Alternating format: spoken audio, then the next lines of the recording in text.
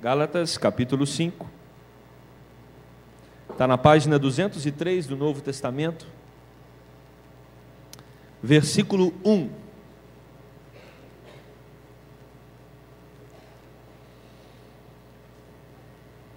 Gálatas, capítulo 5, verso 1. Leremos em uníssono esse texto da palavra do nosso Deus. Leamos. Para a liberdade foi que Cristo nos libertou. Permanecei, pois, firmes e não vos submetais, de novo, a jugo de escravidão. Oremos. Deus de amor, de graça e de misericórdia, obrigado pelo privilégio que temos de estar na Tua casa, com liberdade, para Te adorar, para Te bendizer, para invocar o Teu nome, para confessar o nosso pecado.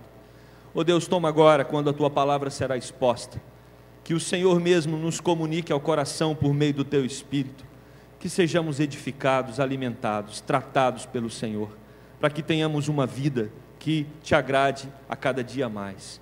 Oramos no nome de Jesus. Amém. Quando falamos de liberdade, pensamos em alguma coisa que minimiza as regras. A impressão que temos na adolescência é que quanto menos ordens do pai e da mãe tiver sobre mim, mais liberdade eu terei. Teve um filósofo francês existencialista, Jean-Paul Sartre, que ousou dizer que a liberdade ou ela é absoluta ou ela não existe. Ou a liberdade é absoluta ou ela não existe. Porém, como pensar numa liberdade absoluta? Me lembro de um dos sermões que mais me impactaram, quando um pastor disse que as coisas que Deus não pode. E aí eu assustei, provavelmente como alguns aqui assustaram, porque aprendemos que Deus pode todas as coisas. Mas existem algumas coisas que Deus não pode. Por exemplo, Deus não pode mentir. Deus não pode quebrar as suas próprias leis, o seu mandamento. Deus não volta atrás, Deus não muda. Então tem algumas coisas que Deus não pode. E poderíamos perguntar, será que Deus tem liberdade absoluta? Se Deus tem regras para Ele mesmo, é claro que até o próprio Deus, quando Ele estabelece princípios, mandamentos, e Ele diz que vai executar aquilo que Ele está falando, o próprio Deus tem regras para a sua liberdade, como Deus. Por isso, é difícil acreditar numa liberdade absoluta.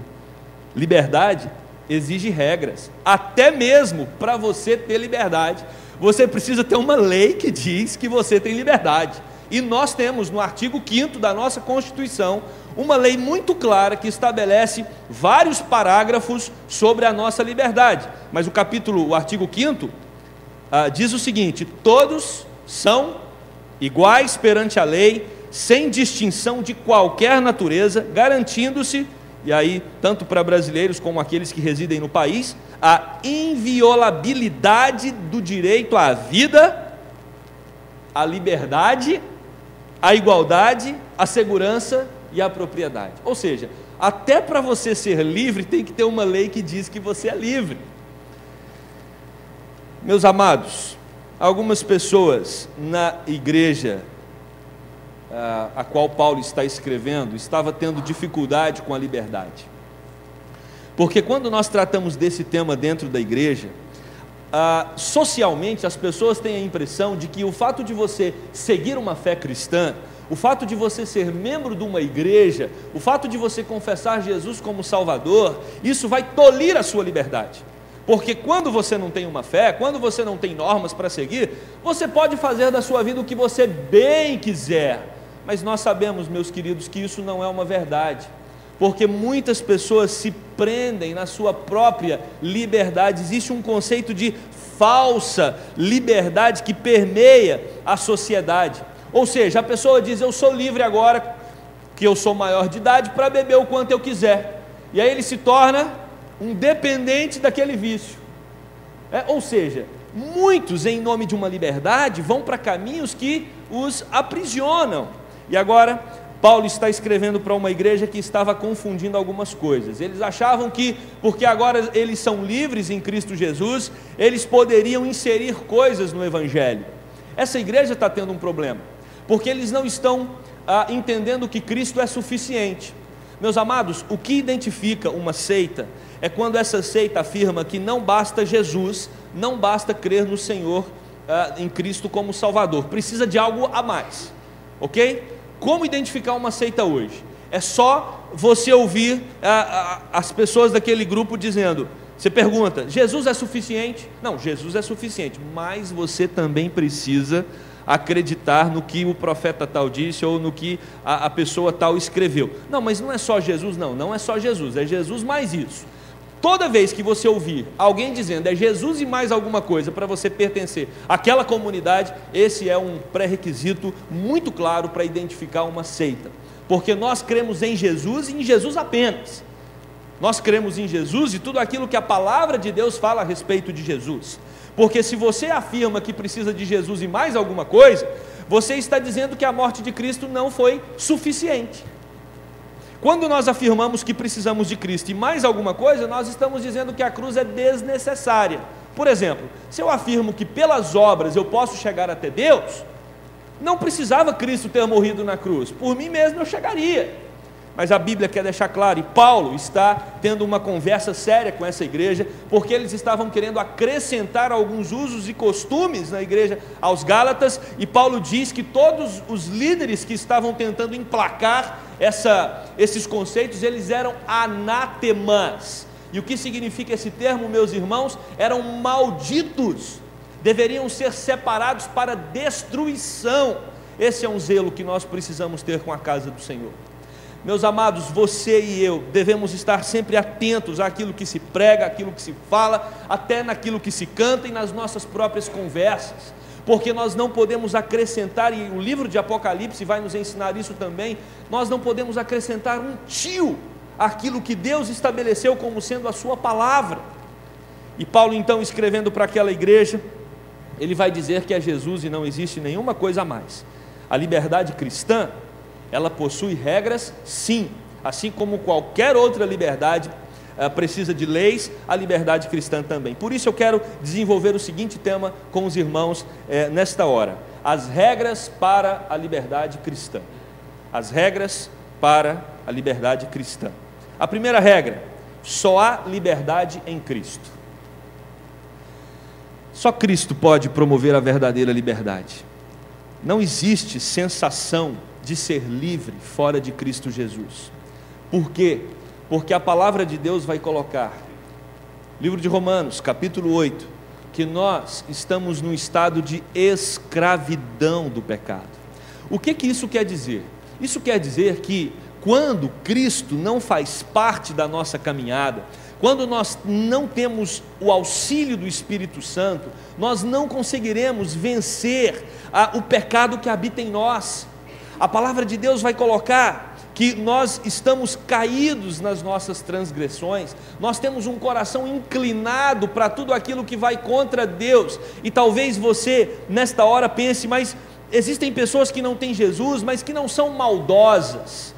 Tudo bem, nós não estamos falando de uma maldade explícita, nós estamos falando de um coração que ignora Deus, de um coração que não tem alegria em Deus, de um coração que caminha distante de Deus a cada momento da sua vida.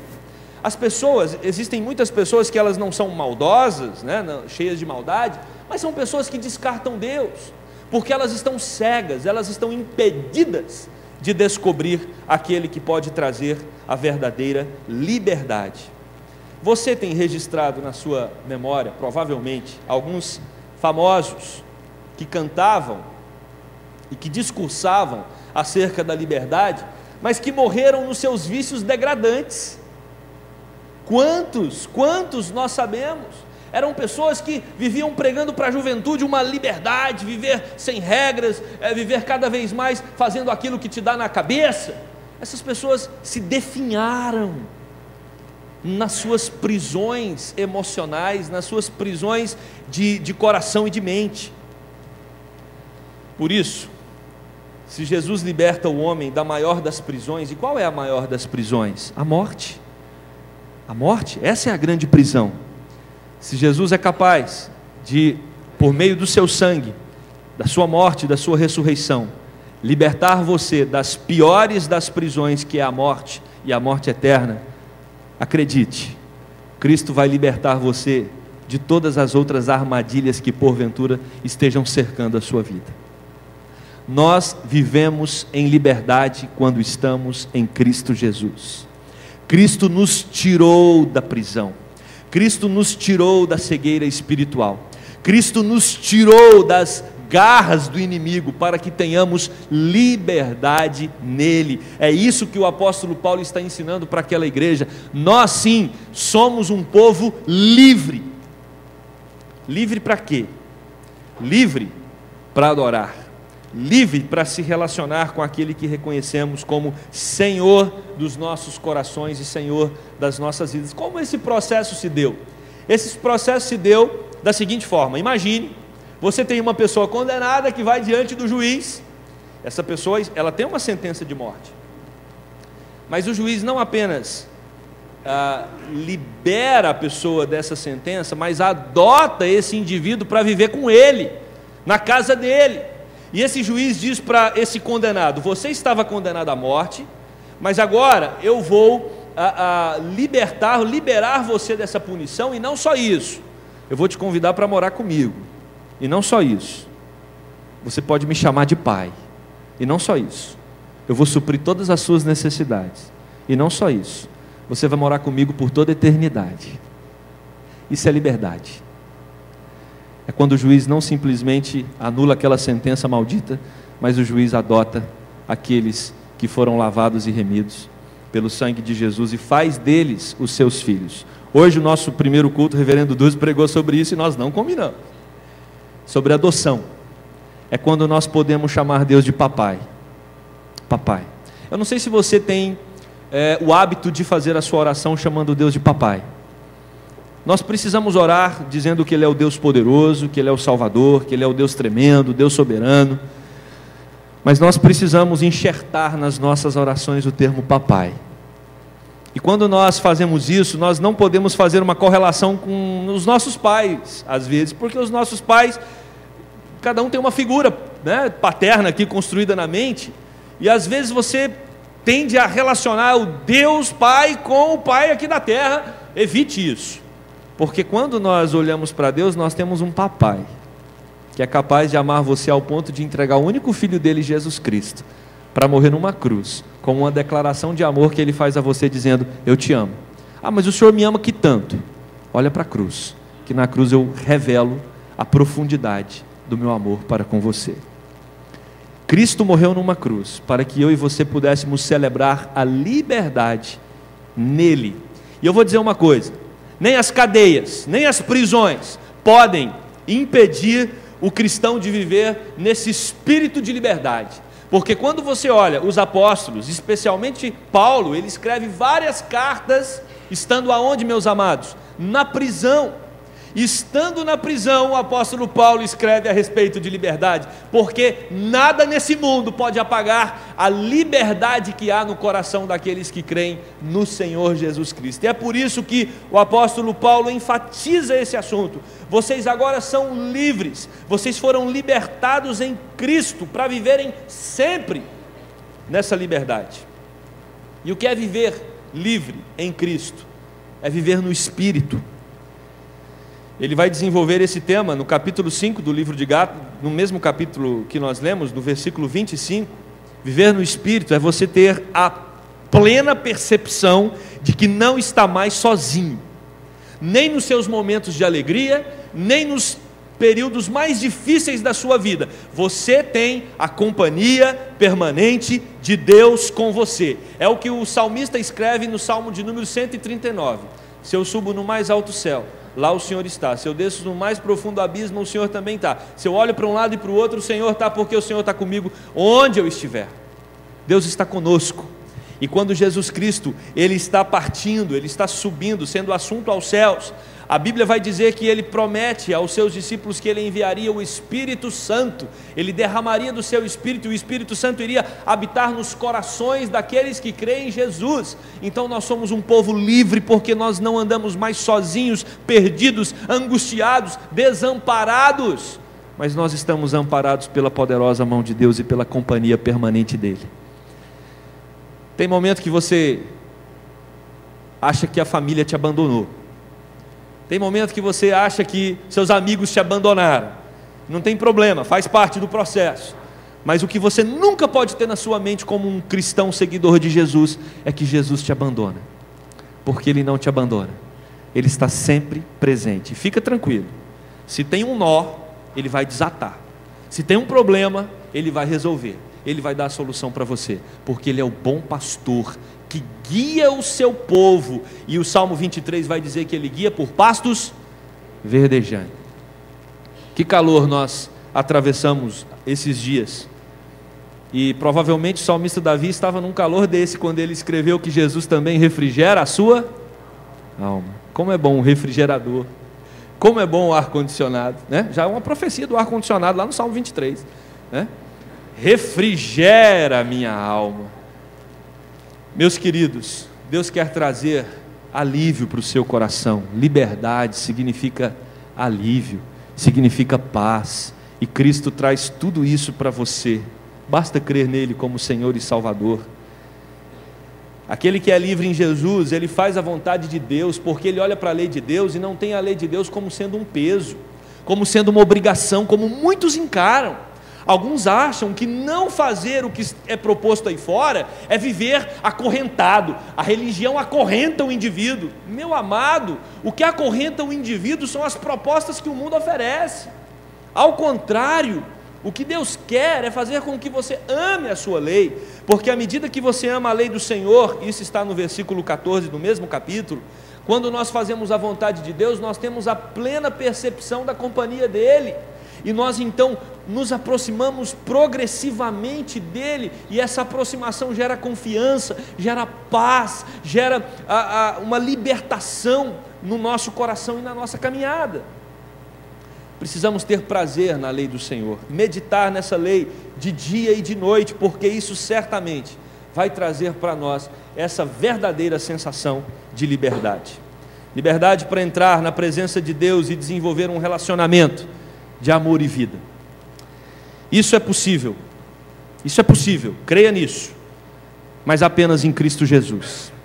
Não há nenhum outro caminho a não ser Cristo. Ele é o único que pode promover liberdade àqueles que estão presos pelas garras do inimigo, pelas garras do mundo, aqueles que estão em trevas. Jesus traz luz. Para aqueles que estão perdidos, Jesus os leva para o caminho. Para aqueles que estão mortos, Jesus traz a vida. Mas, meus amados, uma outra regra para a liberdade, além de entender que só Jesus pode promover a liberdade, é que não há liberdade para o pecado. Nós não somos livres para pecar. Olha que interessante.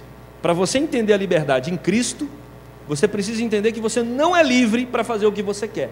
Aliás, nenhuma liberdade hoje, ela vai caminhar nessa direção de que você é livre para fazer o que você bem quer. Em qualquer lugar que você estiver do mundo, ali terão regras que você vai ter que cumprir. E quando você se associa a Jesus Cristo, quando você entende que Cristo é o Senhor e Salvador, também nós vamos perceber que existem algumas regras, e uma delas é: você não é livre para fazer o que você quer da sua vida mais, porque Jesus Cristo agora é o seu Senhor e o seu Salvador. Se eu já sou salvo, eu posso pecar? Essa é uma pergunta que alguns desenvolveram lá na igreja de Roma, e Paulo escreve aos romanos, né? Agora que nós já somos salvos, será que nós podemos pecar à vontade? Na verdade, fomos salvos pela graça. Jesus Cristo já pagou pelo meu pecado. Eu, uma vez salvo, salvo para sempre, como os calvinistas ensinam hoje. Então, se eu for salvo e não tem como eu perder minha salvação mais, vou ficar preocupando com o comportamento, eu vou fazer o que eu quiser da minha vida. Então é uma péssima notícia para você. Esse pensamento está todo errado. Isso é um falso calvinismo. Falso calvinismo. Porque ninguém é salvo para fazer o que quer da vida. Quando nós somos salvos, meus amados, nós confessamos Jesus como Senhor. Não é só como Salvador, não. Tem muita gente que quer Jesus como Salvador, mas não quer Jesus como Senhor. E o convite de Jesus é: creiam em mim como Salvador, mas também como Senhor. Ok, se você crê nele como Senhor, quem dita as regras agora? É Ele, e não você mais. Só que as regras de Cristo vai trazer para você vida e liberdade. É isso que a palavra de Deus nos ensina. Só que até mesmo a igreja dos Gálatas estavam tendo dificuldade em entender isso. Olha o que diz o versículo 13 desse capítulo, no mesmo capítulo 5 de Gálatas: porque vós, irmãos, fostes chamados à liberdade, porém não useis da liberdade para dar ocasião à carne, sede antes servos uns dos outros pelo amor. Não use da sua salvação para dar lugar à carne. Meus amados, nós fomos separados para vivermos uma vida diferente. Nós fomos separados para testemunhar a Cristo na terra. As pessoas, elas precisam olhar para nós e precisam perceber algo diferente. Precisam ver que nós não temos reações comuns como as outras pessoas têm. Nós não somos vingativos, nós não somos pessoas que falam mal umas das outras, nós não somos pessoas que difamam. Elas precisam perceber em nós o bom perfume de Cristo. Nós não fomos chamados para viver do nosso jeito, fomos chamados para agradar aquele que é o nosso Senhor e Salvador. E Paulo vai desenvolver esse tema no capítulo 6 de Romanos, versículo 8, quando ele diz: ora, se já morremos com Cristo, cremos que também com Ele viveremos. O nosso velho homem morreu com Cristo. Nós não temos que ter prazer no pecado. Não estou dizendo aqui que não pecamos, claro que nós pecamos, mas o pecado precisa trazer um sabor amargo ao nosso coração. O pecado precisa trazer alguma coisa, um desgosto profundo à nossa alma, porque nós sabemos que nós estamos ferindo, entristecendo aquele que deu a vida por nós na cruz. Nós não podemos ser dominados pelo pecado. O sangue de Cristo precisa nos trazer um pavor diante dos pecados. Crente não brinca de pecar, crente não brinca com o pecado, pelo contrário, ele procura caminhar o mais distante possível, né? E aqui eu me lembro de uma historinha de um dono de uma fazenda bem em cima de uma montanha, e tinha estradas nessa fazenda que passava bem à beira, né, do penhasco, e o dono dessa fazenda queria contratar um motorista. Então ele separou 3 lá com o RH, e esses 3 que foram separados era para ver qual tinha maior habilidade. Então teria maior habilidade quem passasse mais perto do penhasco e não deixasse o carro cair. Olha que emoção, né? E então foi o primeiro, e o primeiro foi com toda precisão, conseguiu passar 10 centímetros do penhasco, foi aplaudido por todos, o patrão ficou impressionado com a habilidade dele. Veio o segundo, e o segundo entendia que tinha que fazer melhor. Ele então consegue passar 8 centímetros do penhasco, mas vem o terceiro, e o terceiro ele passa a mais de 1 metro do penhasco. E aí o patrão chama os 3 e dá parabéns para os 2 primeiros. Olha, vocês são muito habilidosos, mas realmente quem serve para ser o meu motorista é o terceiro, porque ele jamais poria a minha vida em risco. Essa deve ser a nossa relação com o pecado.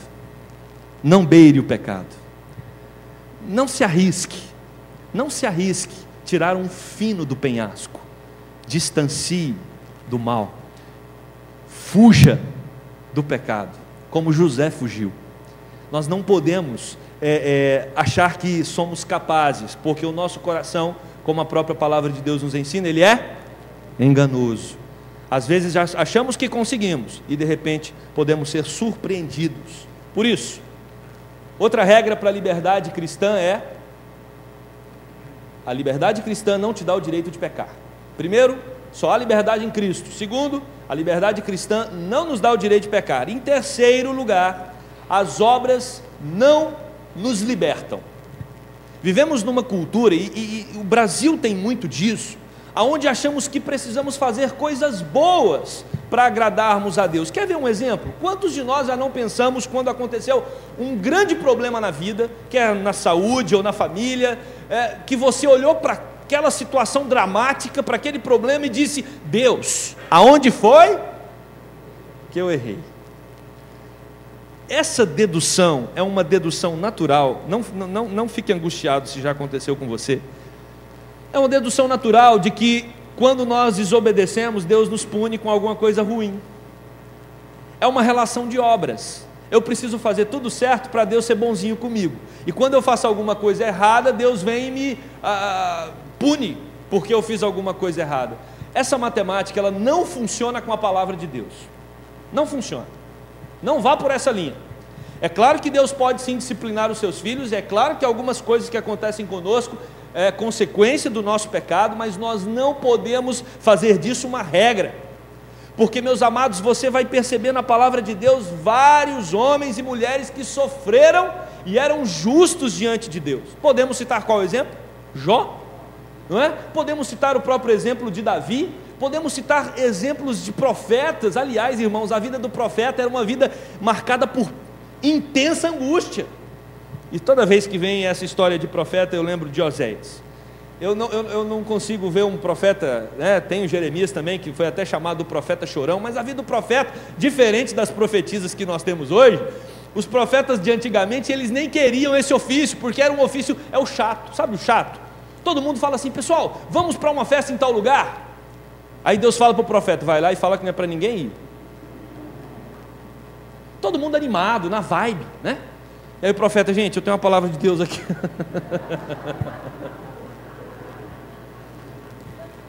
Hoje as pessoas vão atrás dos profetas para ouvir o que querem, ouvir coisa boa, né? E antigamente não. Aí Deus fala assim: imagina, vamos tentar visualizar um profeta hoje aqui na Gávea. Menininho que nasceu, menino de Deus, participa, decora versículo de departamento infantil, vai para a UPA, vira presidente, é um menino que as meninas olham e falam: nossa, a mãe torce para a filha casar com aquele rapazinho, ele vai para a mocidade, aí agora eu vou para o seminário, que maravilha, vai para o seminário, e aquele menino que está sempre orando para Deus dar uma mulher de Deus para ele, e aí ele vai para o seminário, forma, agora é um profeta, é um pastor, e aí Deus fala para ele lá no quarto dele: agora é o seguinte, você vai arrumar, tem um prostíbulo.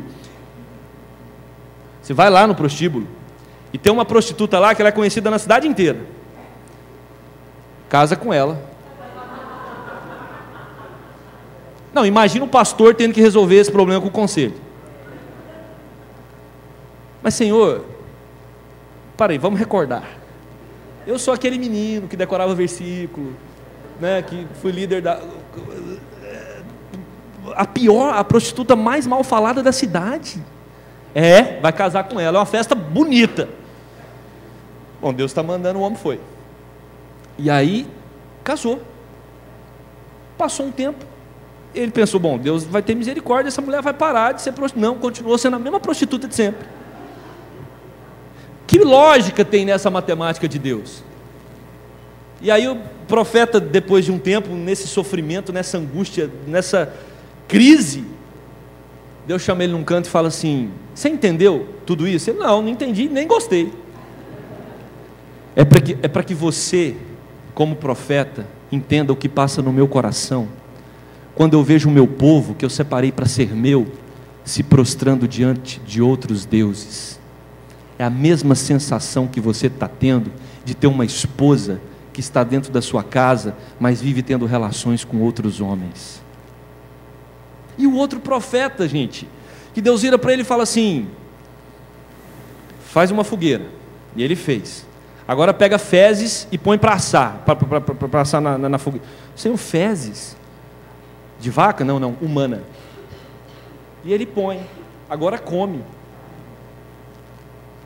A reação natural: não, Senhor, não vou comer. Vai. Não vou, vai. Comeu porque Deus mandou. Mas qual que é o sentido, Deus?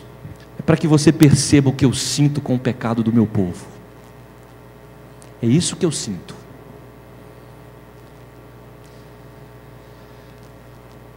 Seguir a Jesus não é fácil às vezes.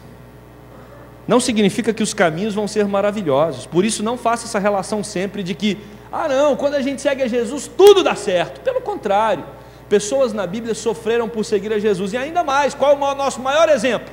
Jesus Cristo, que levou sobre si todo o nosso pecado, que levou sobre si toda a maldição que estava destinada a nós, que tomou sobre ele a cruz, mas disse para nós: agora cada um de vocês tomem a sua cruz e siga.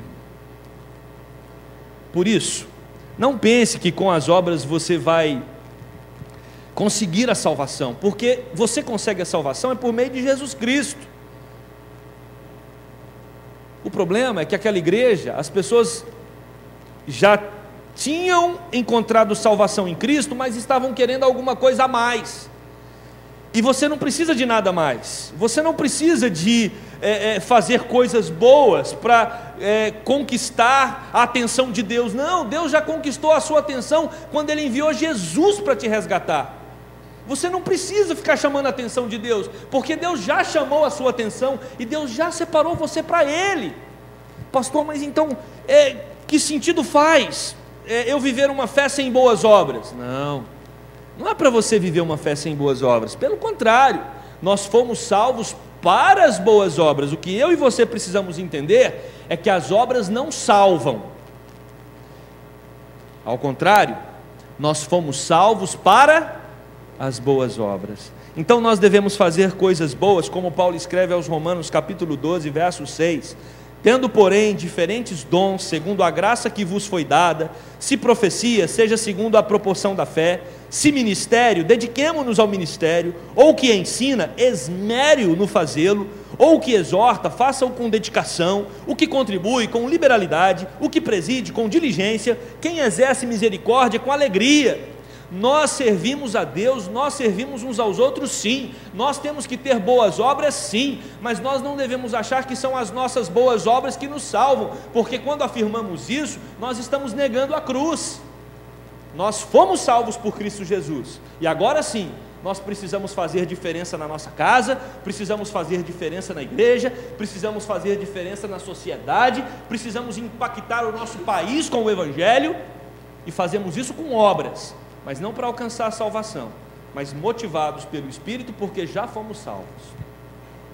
Você é livre para trabalhar, você é livre para fazer as boas obras, mas você não pode pensar que elas vão deixar você mais perto de Deus. Não deixa. O que deixa você mais perto de Deus é Jesus Cristo, e Ele já trouxe você para fazer parte da família. Agora você precisa ter uma vida de temor e obediência, e uma vida marcada pela alegria de estar na companhia de Deus. Quero concluir esse sermão. A busca do homem não deve ser pela inatingível liberdade absoluta que Sartre colocou. Nós não vamos ter essa liberdade absoluta, porque ela deveria extinguir as regras. Eu quero sugerir um dramaturgo russo, Leon Tolstói,